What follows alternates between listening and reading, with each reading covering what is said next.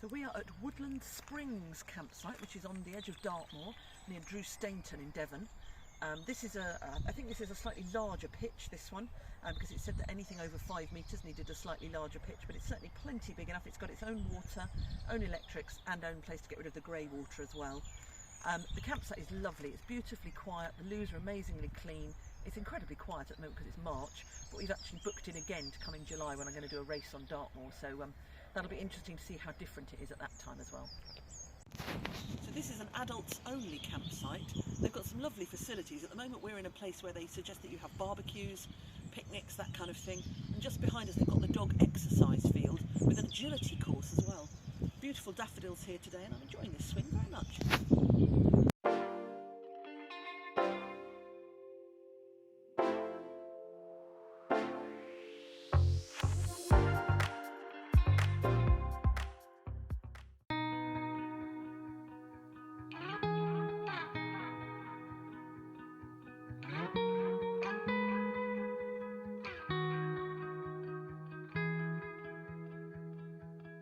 Call it off, let it go, all for nothing. I should have known, I've made mistakes. So today we are at Finch Foundry on the northern edge of Dartmoor. The foundry, one of the things we learnt very quickly, was not actually a foundry, it was an ironworks or a forge. It was founded by William Finch in 1779, and he had a very interesting and varied life, marrying lots of times, having lots and lots of children. It passed to his son, and on his son's death, George's death, Rebecca Finch took over, and she really improved the business, bought other things, and also bought the local shop as well. And the business flourished under Rebecca's management.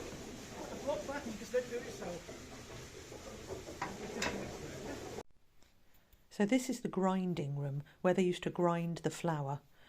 And this type of room actually was the reason, or the starting point for a couple of very well-known phrases that we use a lot. If you look at the front here, you'll see a place where people used to lie down to grind the knives on the wet stone. That was known as lying down on the job. The other thing was having your nose to the grindstone, and you can see how that came about too.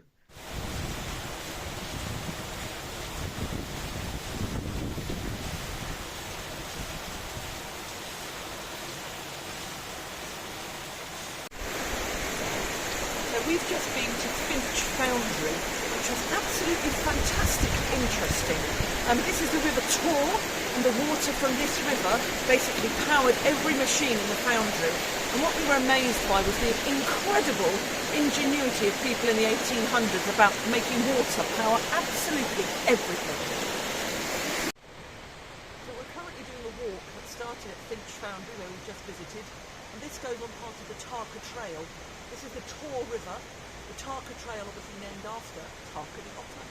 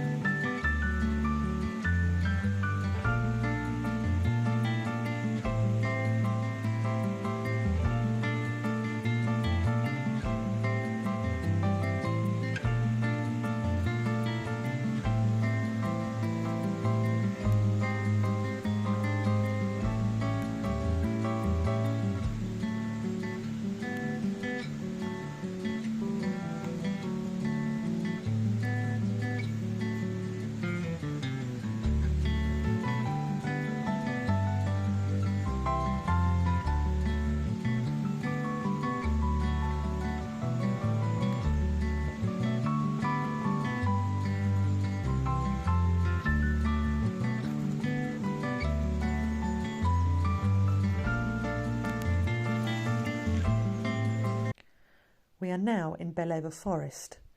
We came across this small section which was surprisingly clear, and we realised that obviously these trees had all been brought down by a storm at some point. It's a bit eerie actually.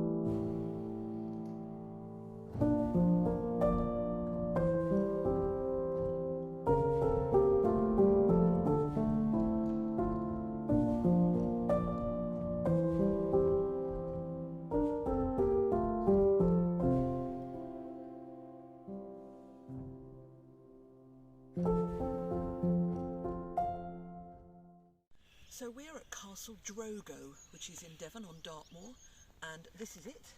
It apparently was a 20th century castle, so presumably early 1900s, designed by Edward Lutyens. It's very blocky and square looking. It's apparently just had a recent overhaul to make it watertight, which as we said would be very helpful around here. So we're about to go in and we'll find out what's on inside.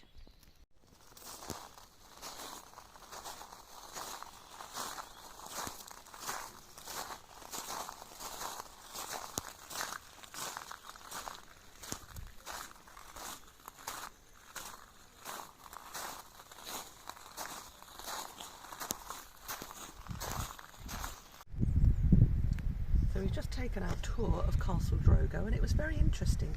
So this house was built, started in 1911, the family moved in 1926 in time for Christmas, and it was built by the Drew family, and the man who had the design and the foresight to build this was called Julius Drew, and apparently he owned a selection of supermarkets. Apparently there were only over 300 of them at one point, and they were called Home and Colonial Stores. I don't remember them, but the lady inside the castle certainly did. And it was very interesting because he wanted to build this. He had ideas of grandeur, he had ideas that his sons could marry somebody from nobility, and he wanted them to have a historical castle that they could call home. So this was why they built this. It was finally finished in about 1930, because when the family moved in it wasn't actually finished. It's very interesting inside, very modern surprisingly as well, and things like the kitchens and everything. They thought about things like the working conditions and the light. It was a very, very interesting tour. Two things really stood out about this house actually, which was in the 1920s. It was powered almost exclusively by hydroelectric power. We're standing on the edge of the Tame Gorge here, and they harnessed that power to put all the electricity in the castle.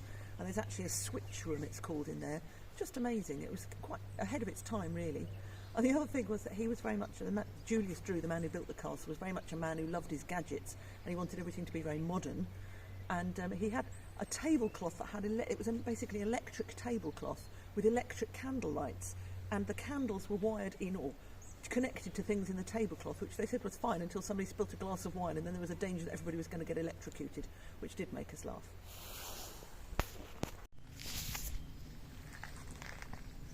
So this is the garden of Castle Drogo, and behind me you can see what they call the blue borders, and we're just about to come up underneath one of the arbours. And this is quite interesting. So they were saying that these are Persian ironwood trees. I've never ever heard of them. Apparently they are incredibly strong, hence the reason they're called ironwood. And there used to be Dutch elms that used to stand under here, but sadly in the 1980s they got Dutch elm disease, and there are 4 of these arbours in each of this formal corner of the formal gardens. And as I say, these are Persian ironwoods that have been here about 40 years now. And as it says in the book here, there are, you know, it's lovely in the summer when it's beautifully shady under here because the rest of the garden is quite open. And as we come round, you can see that there's beautiful wisteria as well, which isn't out at this time of year, but will be quite amazing when it's in bloom, I'm sure.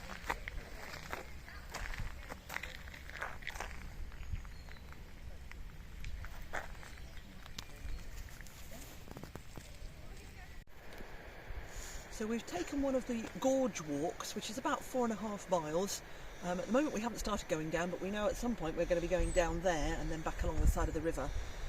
One of the things we did find out when we were in the castle, which was quite interesting, it was the last ever castle built in England, which we thought was quite interesting.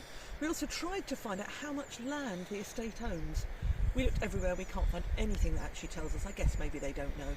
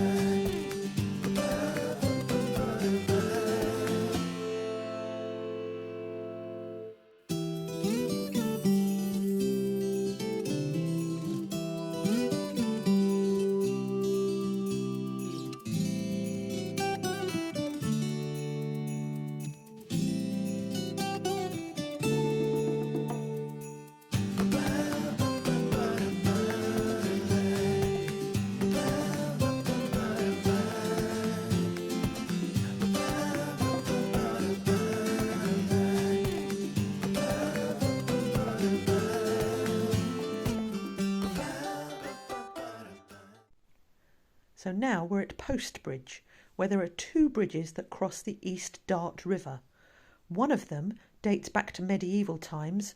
It's an old clapper bridge, and originally there would have been stepping stones here, and this would have been built to help horses cross the river. The other one is the road bridge, and that actually was built in the 1700s, not as a, well, probably as a road, but not for cars, and that's beautiful as well.